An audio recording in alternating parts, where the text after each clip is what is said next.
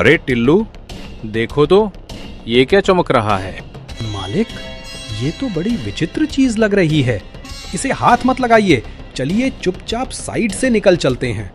ओ टिल्लू गधे, अकल तेरी खो गई है क्या? ये तो कोई पुराना चिराग लग रहा है, शायद कोई इसे फेंक गया है। देख कितना सुंदर है। इतना कहकर हरिया झट से आगे बढ़ा। जमीन से वो चमकता चिराग उठाया और जैसे ही हाथ से घास झाड़ा, अचानक तेज धुएं के साथ उसमें से एक विशाल जादुई जिन प्रकट हो गया। सूरज डूब रहा था और आज भी हरिया निराशा और थकान लिए बाजार से लौट रहा था। उसकी लकड़ियां आज भी नहीं बिकी थीं। अरे ओ टिल्लू, आज भी लकड़ियां नहीं बिकी, खाली हाथ ही घर लौट रहा हूँ। मालिक, तू कर भी क्या सकता है? जो नसीब में होगा अब वही होगा। मुझे तो बस सुरैया की चिंता है। उसकी तबीयत ठीक नहीं है और मेरे पास उसकी दवा के लिए भी पैसे नहीं हैं। मुझे कुछ समझ नहीं आ रहा कि क्या करूं। दोनों आपस में बात करते हुए धीरे धीरे घर पहुंच गए। टिल्लू, अब तो कुछ समझ ही नहीं आ रहा है कि क्या करूं। मालिक, कल जो वैद्य जी आए थे, उन्होंने कुछ बताया क्या? सुरैया मालकिन को क्या हुआ है? नहीं टिल्लू, वैद्य जी ने बस इतना ही कहा कि कोई बहुत गंभीर बीमारी ने इसे जकड़ लिया है। मालिक, बेचारी मालकिन कितनी पीड़ा में है। मुझे तो लगता है अब कोई जादू ही उन्हें ठीक कर सकता है। टिल्लू, तुम्हें तो पता है मैं इन जादू टोना वाली बातों पर यकीन नहीं करता। ठीक है, अब अंदर जाता हूँ। इतना कहकर हरिया धीरे धीरे घर के अंदर चला गया, जहां उसकी बीमार पत्नी सुरैया बिछावन पर लेटी हुई थी। पापा, आप आ गए। दशहरा आ रहा है, मेरे लिए नए कपड़े लाओगे ना? मेरे सभी दोस्तों ने नए नए कपड़े लिए हैं। ठीक है बेटी, ला दूंगा। अब ये बता, मम्मी ने खाना खाया? हाँ पापा, दिन में थोड़ा सा खाई थी, उसके बाद से सोई हैं और उठ ही नहीं रही हैं। जहां एक ओर हरिया अपने परिवार के दुख और गरीबी से जूझ रहा था, वहीं दूसरी ओर साहूकार बलदेव राय अपने आलीशान कमरे में बैठे थे और बोले, जग्गू, कल्लू, जाओ अभी और उस हरिया से मेरे पैसे वसूल करके लाओ। कितनी बार कह चुका हूँ, मुझे मेरे पैसे एक भी दिन लेट नहीं चाहिए। मालिक, मैं दोपहर में गया था, पर उसने कहा कि उसकी लकड़ियां नहीं बिकी। इस तरह के बहाने लेकर वापस मत आया करो। चलो अब मैं तुम्हारे साथ चलता हूँ, देखता हूँ वो मुझे कैसे मना करता है। इतना कहकर बलदेव जग्गू और कल्लू के साथ हरिया की झोपड़ी के लिए निकल पड़ा। कुछ ही देर में वे वहां पहुंच गए। हरिया, अरे ओ हरिया, बाहर निकल। बलदेव के आते ही हरिया डर से कांपते हुए घर से बाहर निकला। बलदेव जी, प्रणाम। प्रणाम प्रणाम छोड़ो, मुझे मेरा पैसा चाहिए। तुमने अभी तक मेरा कर्ज क्यों नहीं चुकाया है? मालिक, माफ कीजिए, मेरी लकड़ियां अभी तक नहीं बिकी है और मेरी पत्नी का तबीयत भी ठीक नहीं है। मुझे कुछ समझ नहीं आ रहा है।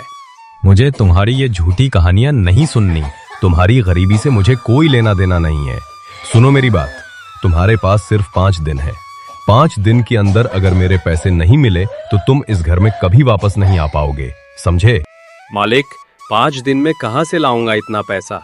आप ही बताइए, थोड़ा समय और दे दीजिए। 5 दिन भी बहुत हैं। मैंने जो कह दिया वही होगा। जग्गू, कल्लू, चलो, मेरे पास इतना फालतू समय नहीं है। बलदेव बिना एक भी पल रुके अपने आदमियों के साथ वहां से चला जाता है। इधर हरिया अकेला निराशा में डूबा वहीं जमीन पर बैठ जाता है।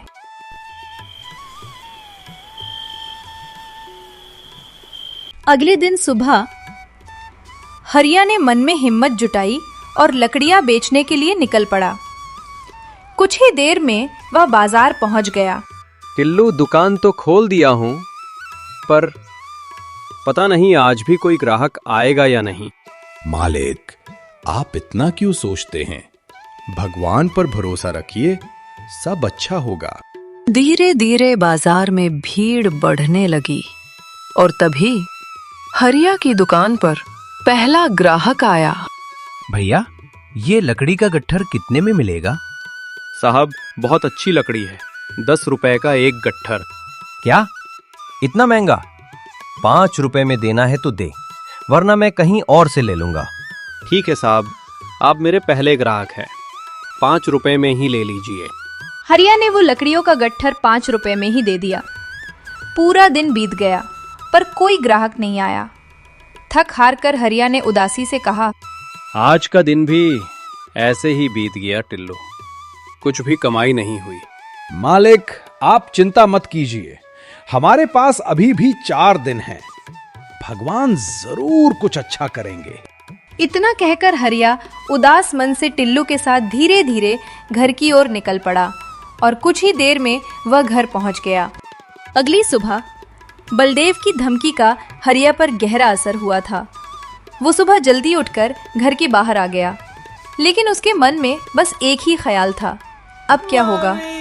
तभी अंदर से उसकी बेटी की रोने की तेज आवाज आती है। बापू, बापू जल्दी आओ, माँ को कुछ हो गया है। सुरैया, मेरी सुरैया, आंखें खोलो सुरैया, मुझे तुरंत एम्बुलेंस को बुलाना चाहिए। हरिया ने बिना एक पल गवाए एम्बुलेंस को फोन लगाया और थोड़ी ही देर में एम्बुलेंस उसके घर के बाहर आ गई। वे सभी एम्बुलेंस में बैठकर अस्पताल के लिए निकल गए और कुछ ही देर में वहां पहुंच गए। डॉक्टर साहब, मेरी पत्नी ठीक तो हो जाएगी ना?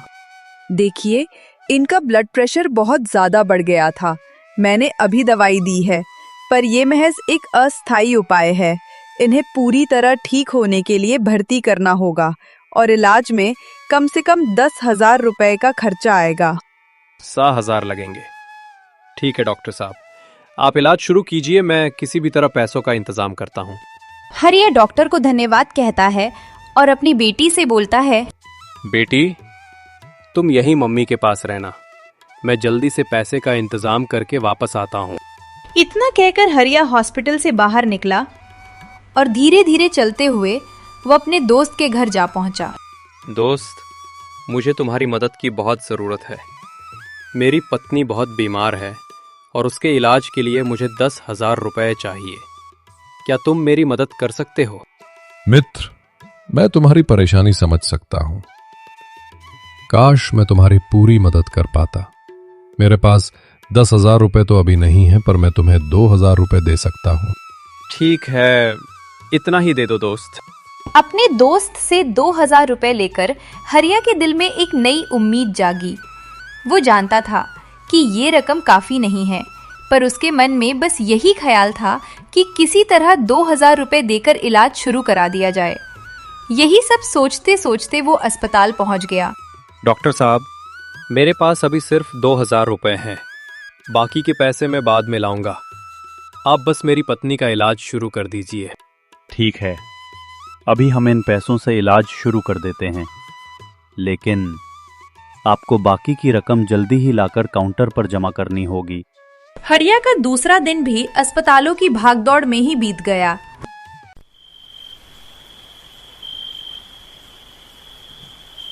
अगले दिन सुबह, पिताजी देखिए ना, बाहर कितनी बारिश हो रही है, अब आप कैसे जाएंगे?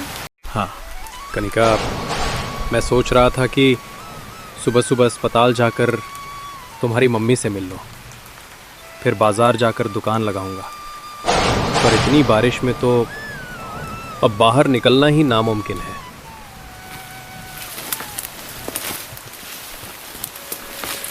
पिताजी, कितना समय बीत गया है, अब तो शाम होने को आई और बारिश अभी तक नहीं रुकी है। कनिका, तुम घर से बाहर मत निकलना, मैं तुम्हारी माँ से एक बार मिल कर आता हूँ। पर पिताजी, इतनी जोरों की बारिश हो रही है, अब बारिश में कैसे जाएंगे? तुम चिंता मत करो बेटी, मैं धीरे धीरे चला जाऊंगा, तुम घर का ध्यान रखना। इतना कहकर हरिया बारिश में ही घर से बाहर निकल पड़ा। भीगते हुए उसके कदम तेज तो थे, पर मन में चिंता का बोझ बहुत भारी था। धीरे धीरे चलते हुए वह कुछ ही देर में वह हॉस्पिटल जा पहुंचा। डॉक्टर साहब प्रणाम, मेरी पत्नी ठीक तो है ना? उसकी तबीयत अब कैसी है? हाँ, दवा के असर से उसे होश आ गया है, पर अभी भी उसकी हालत नाजुक है। हमें तुरंत आगे का इलाज शुरू करना होगा। आपने रुपए का इंतजाम किया? नहीं डॉक्टर साहब, अभी तक रुपए का इंतजाम नहीं हो पाया है। देखिए, मैं अब 2 दिन से ज्यादा का समय नहीं दे सकता। आप सुनिए, अगर 2 दिन के अंदर रुपया जमा नहीं हुआ तो आपको अपना मरीज उठाकर यहां से ले जाना होगा। हम इलाज जारी नहीं रख पाएंगे। डॉक्टर की बात सुनकर हरिया की रही सही उम्मीद भी टूट गई। साहूकार का डर, कर्ज और अब उसकी पत्नी की जान का खतरा। सुनिए जी, अब मुझे लगता है मैं नहीं बच पाऊंगी। आप मेरी चिंता छोड़िए, बस मुझे घर ले चलिए। तुम ऐसी बात मत बोलो सुरैया, तुम्हें कुछ नहीं होगा। देखो, मैं आज ही तुम्हारे लिए पैसों का इंतजाम करने जा रहा हूँ। तुम हार मत मानो। पर आप इतना रुपया कहाँ से लाएंगे? पहले से ही साहूकार का कर्ज है और उसने धमकी दी है कि अगर 5 दिन में रुपया नहीं दिए तो घर से निकाल देगा। तुम चिंता मत करो सुरैया, मैं कुछ न कुछ जरूर करूंगा। तुम बस हिम्मत रखो। इतना कहकर हरिया ने एक गहरी सांस ली और हॉस्पिटल से बाहर निकल गया। उदास और हार चुका हरिया अब पूरी तरह टूट चुका था। भारी बारिश में भीगते हुए वही सब सोचते सोचते वह धीरे धीरे अपने घर पहुंच गया। पिताजी, आप इतने उदास क्यों हैं? देखिए ना, इतनी बारिश में तो लकड़ियां सारी भीग गई होंगी। अब वे तो नहीं बिकेंगी। हाँ बेटी, अब क्या करूं? अब तो कोई रास्ता नहीं बचा।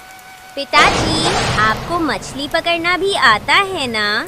क्यों ना आप कल मछली पकड़ने चले जाइए। शायद मछली बेचकर हमें कुछ पैसे मिल जाएं और भगवान हमारे लिए कुछ अच्छा करे। हाँ बेटी, तुम ठीक कह रही हो। अब यही एक रास्ता बचा है। मैं कल सुबह सुबह ही मछली पकड़ने निकल जाऊंगा। अब सब भगवान पर छोड़ते हैं, जो होगा देखा जाएगा।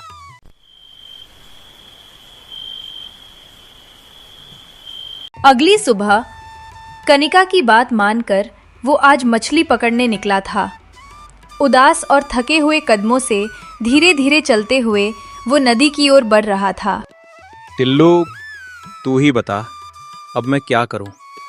कर्ज इतना बड़ा हो गया है और उधर डॉक्टर ने भी बस आज का समय दिया है। अब सब कुछ भगवान भरोसे है मेरे दोस्त। मालिक, आपका तो किस्मत ही खराब है। आप जो काम शुरू करते हैं उसमें नुकसान ही हो जाता है। अब तो सब बस भगवान ही ठीक कर सकते हैं। दोनों आपस में बातें करते हुए नदी की ओर बढ़ रहे थे तभी। अरे टिल्लू, देखो तो, ये क्या चमक रहा है? मालिक, ये तो बड़ी विचित्र चीज लग रही है। इसे हाथ मत लगाइए, चलिए चुपचाप साइड से निकल चलते हैं। ओ टिल्लो गधे, अकल तेरी खो गई है क्या? ये तो कोई पुराना चिराग लग रहा है। शायद कोई इसे फेंक गया है।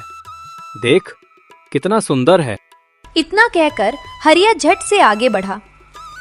जमीन से वो चमकता चिराग उठाया और जैसे ही हाथ से घास झाड़ा, अचानक तेज धुएं के साथ उसमें से एक विशाल जादुई जिन प्रकट हो गया। भाग टिल्लू, भाग यहाँ से, ये कोई भूत है। इतना कहकर हरिया और टिल्लू घबराए हुए कदमों से दौड़ने लगे, लेकिन तभी उनके पीछे से गूंजती हुई आवाज सुनाई देती है। मालिक, मेरे मालिक, कहाँ जा रहे हैं? रुक जाइए। जिन की आवाज सुनकर हरिया ने पीछे मुड़कर देखा। जिन अभी भी उसके पीछे आ रहा था और बार बार उसे मालिक कहकर पुकार रहा था। रुक रुक टिल्लू, ये हमें मालिक क्यों कह रहा है? अरे सुनो, तुम कौन हो और तुम मुझे मालिक क्यों कह रहे हो? घबराओ मत मेरे मालिक, मैं इस चिराग का जिन्न हूं जिसे तुमने रगड़कर वर्षों की कैद से आजाद किया है। अब तुम मेरे नए मालिक हो। मेरे नियम स्पष्ट हैं।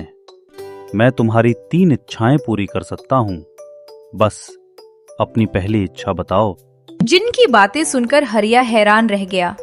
उसके मन में शक तो था, पर पत्नी की जान बचाने की मजबूरी ने उसके डर को दबा दिया। उसने बिना सोचे समझे अपनी पहली इच्छा मांगी। सुनो जिन, अगर तुम सच में मेरी मदद कर सकते हो तो मेरी पहली इच्छा ये है कि मुझे बहुत सारा धन दे दो, इतना कि मेरा सारा कर्ज चुकता हो जाए और मेरी पत्नी का पूरा इलाज हो जाए। हुक्म मेरे मालिक, तुम्हारी इच्छा पूरी हुई। जिनके इतना कहते ही एक पल के लिए तेज प्रकाश फैला और उस प्रकाश के हटते ही वहां नदी किनारे सोने चांदी के सिक्कों से भरा एक बड़ा सा संदूक प्रकट हो गया। अरे अरे टिल्लू, देख, ये तो सोना चांदी है। क्या ये सब सपना है? अरे नहीं, ये तो सचमुच का धन आ गया। हाँ मेरे मालिक, ये आपकी पहली इच्छा है। अब मुझे दूसरी इच्छा बताइए। नहीं जिन, अभी नहीं। मैं पहले इस पैसे से अपनी पत्नी की जान बचाता हूं और अपना कर्ज चुकाता हूं, फिर दूसरी इच्छा बताऊंगा। हरिया ने एक पल भी बिना गवाई उसने सोना चांदी से भरा संदूक उठाया और जितनी तेजी से हो सके हॉस्पिटल की ओर निकल पड़ा। उसके दिमाग में सिर्फ 2 बातें थीं, अपनी पत्नी की जान बचाना और साहूकार का कर्ज चुकाना। यही सब सोचते सोचते कुछ ही देर में अस्पताल पहुंच गया। डॉक्टर प्रणाम। अब मेरी पत्नी कैसी है? क्या वो खतरे से बाहर है? मैंने काउंटर पर फीस जमा कर दिया है। हाँ, अभी अभी आपका सारा बकाया क्लियर हो गया है। बहुत बढ़िया, आपकी पत्नी अब खतरे से बाहर है। डॉक्टर की बात ने हरिया के मन में नई उम्मीद जगा दी। उसका दिल हल्का हो गया और उत्साह के साथ वह साहूकार के घर की ओर बढ़ा। कुछ ही देर में वह दरवाजे पर खड़ा था। लो सेठ जी, ये रहा आपका सारा रुपया, गिन लीजिए और मेरे जमीन के कागजात तुरंत वापस करिए। साहूकार से अपनी जमीन के कागज वापस लेकर हरिया ने गहरी सांस ली और धीरे धीरे घर की ओर चल पड़ा।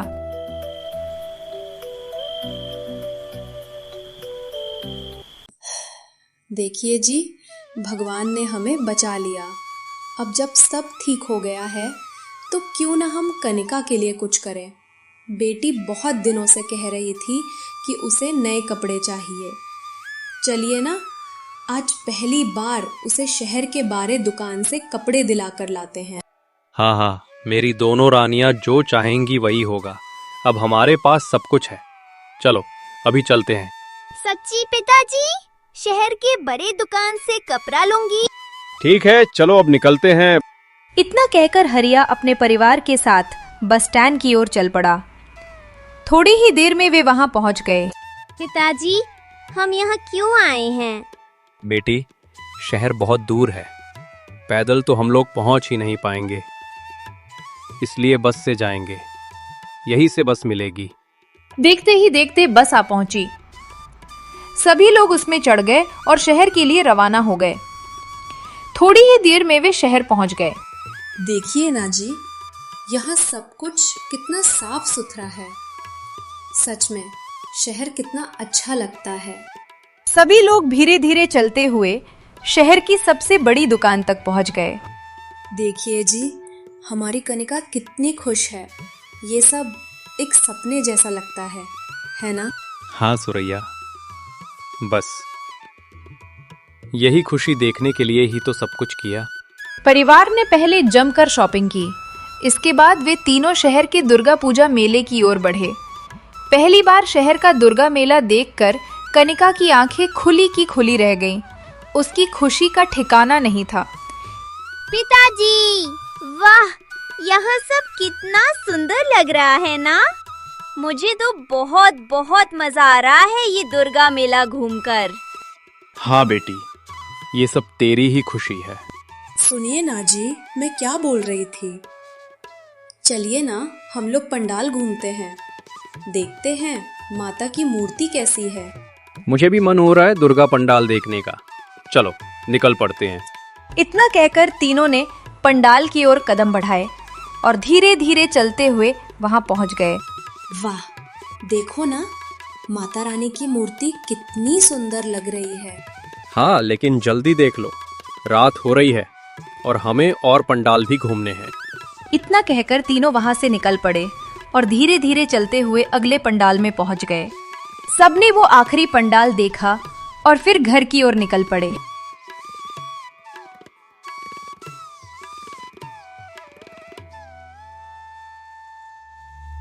अगली सुबह हरिया घर के बाहर बैठा था और उसके हाथ में वह जादुई चिराग भी था।